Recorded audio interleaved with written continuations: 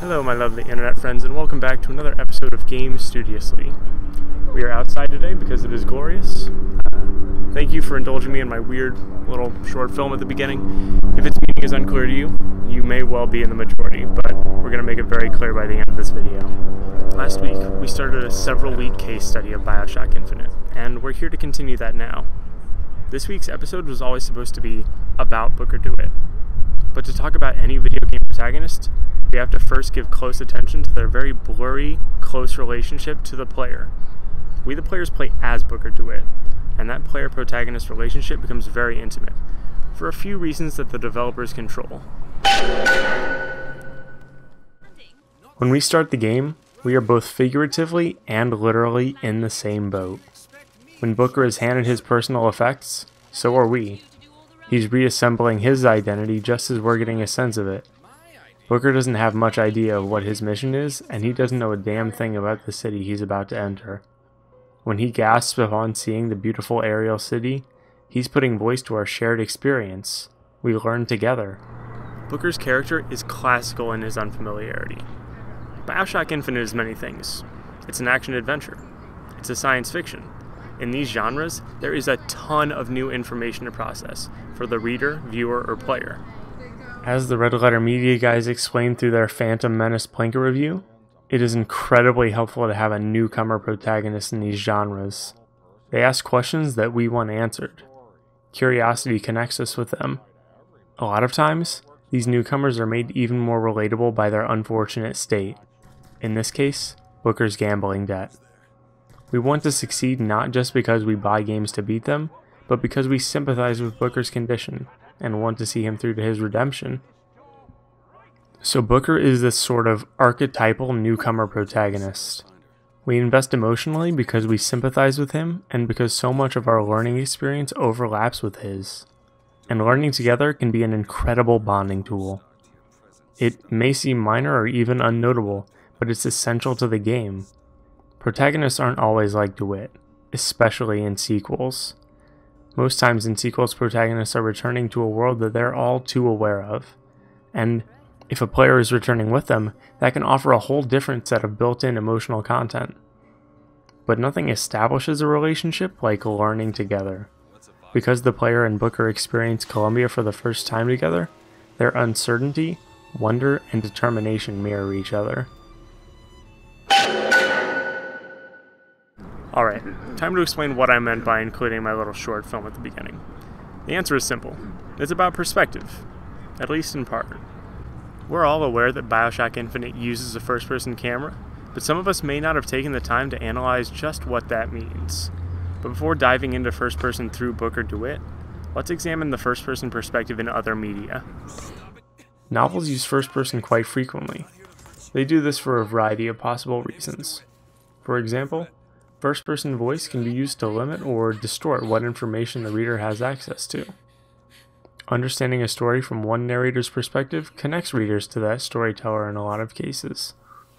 In film, first-person point of view tends to be used more sparingly. Oftentimes it'll be slipped into movies that are otherwise largely shot in third person. These first-person POV shots frequently let viewers slip into a protagonist's cognition to experience their most dramatic moments. But while these other media use the first person to effectively establish identification between characters and readers, no medium does first person quite like games can. It's very rare to find a film shot entirely in first person, and while novels are often true to 100% first person narration, there is very little slippage between the narrator and the reader. Games are different. In BioShock Infinite, you get Booker's perspective, and that never changes. Because there are no traditional cutscenes, the camera never leaves Booker's point of view. But it's not just visual, it's physical, tactile. Whether you play with a controller or use mouse and keyboard, you are physically interacting with a piece of technology that allows you to drive the story. That tactile component to gaming makes the experience of playing games different from any other art form. Players' hands are controlling Booker's. We click, and he pulls the trigger. Every in-game physical action is accompanied by a player physical action. That's equality. That experience blurs the line between self and character. I think this feeling is true to a lot of gaming experiences, but the fact that you take control of a character in first person makes the blurriness that much greater. When Booker shoves the Ripper into an enemy's face, it looks just about what it would look like if we did it ourselves. The player's experience is identical to Booker's, which made last week's plot summary somewhat difficult to phrase. When summarizing the events, sometimes I use the second person. You rocket up to Columbia. Other times, I use the third person. Elizabeth leads Booker through several timelines. This raises the question of how we should talk about games. When summarizing plot, should we only use the characters' names? Or is it sometimes okay to use the second person you? Maybe we should stick to the third person impersonal players, as in players fight through Slate's army at the Hall of Heroes. Personally, I think that word players is obviously really handy for talking about games. It still captures the interactive component of gaming without running the risk of sounding too informal, as sometimes happens when you use the second person. But that's just my opinion. What do you think? I think you could make a really solid argument that the language we use should change on a case-by-case basis. Let me and everybody else know your opinion in the comments below.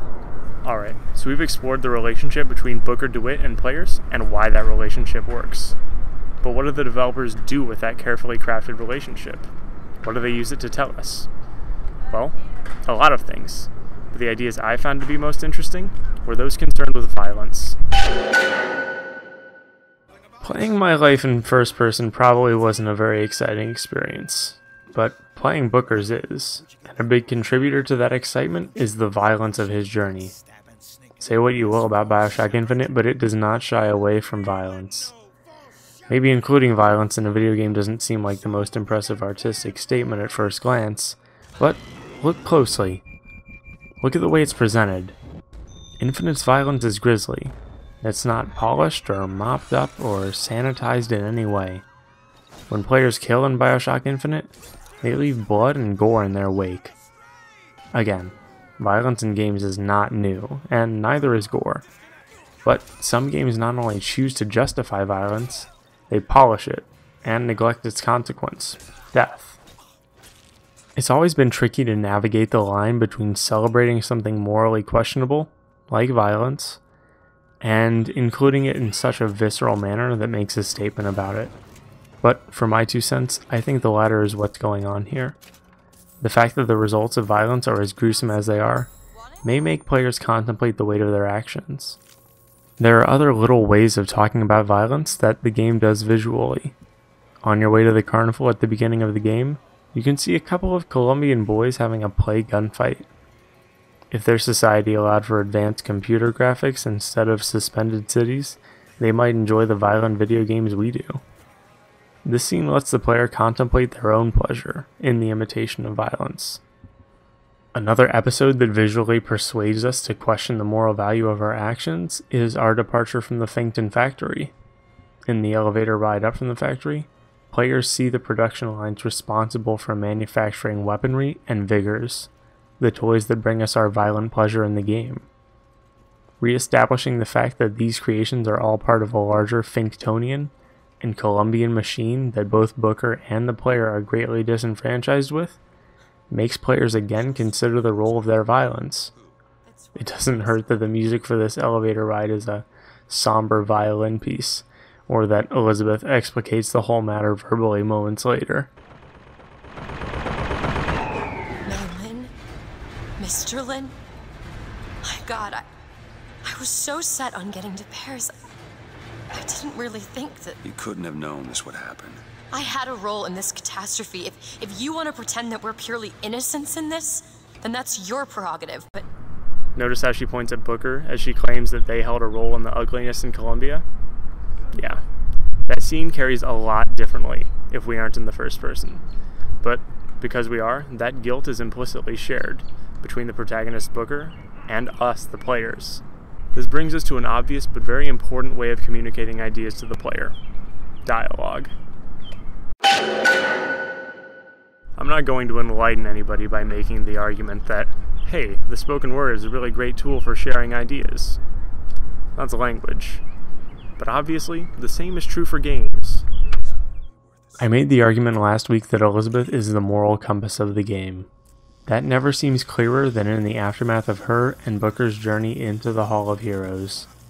After acquiring Shock Jockey from Slate and turning to leave, Elizabeth asks Booker a question. Does he ever get used to the violence? His answer, because of the intimate overlap between player and protagonist, speaks for both Booker and the player. I suppose it was mercy. Comstock's men would have taken him. I suppose it was. Do you ever get used to it? The killing. Faster than you can imagine. Later on, Elizabeth tries to defend Booker from his own criticism. She says that some things are necessary for survival. Again, Booker's words speak to his experience and ours. Booker, I can tell what Slate said bothered you. You showed me. Sometimes you have to do what's necessary to survive. There's survival, and then there's finding pleasure in the act. Finally, there's a quote from Comstock directed towards Booker. This will end in blood, DeWitt. Then again, it always does with you, doesn't it? It always ends in blood. Of course, these quotes are all immediately relevant to their context within the story. But because the player is so close to Booker, overlapping both experiences and identity with him, they prompt us to consider our relationship to violence. Whenever our first-person protagonist is addressed in the game, the words that follow are directed, at least in part, towards us. If the question is, "You talking to me?" the answer is yes. There are other ways of finding meaningful content on violence in the game. For instance, mechanically, there is no option to disarm yourself. No button to lower your weapon, even when it would make so much sense to do so.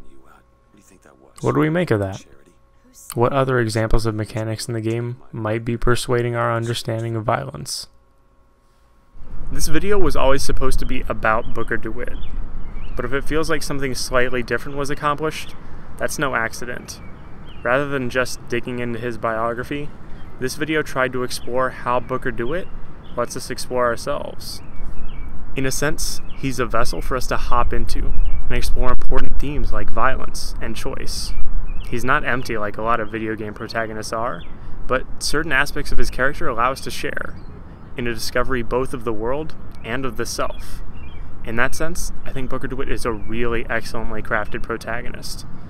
But that's just my opinion. Let me and everybody else know yours in the comments below. We'll be back next time with an analysis of Elizabeth's character. If you have any ideas or suggestions for that discussion, or for which games I should be playing after BioShock Infinite, give me your thoughts. But that's all we've got for this time, so thanks for watching, everybody. This has been GameStudiously. I'll see you next time.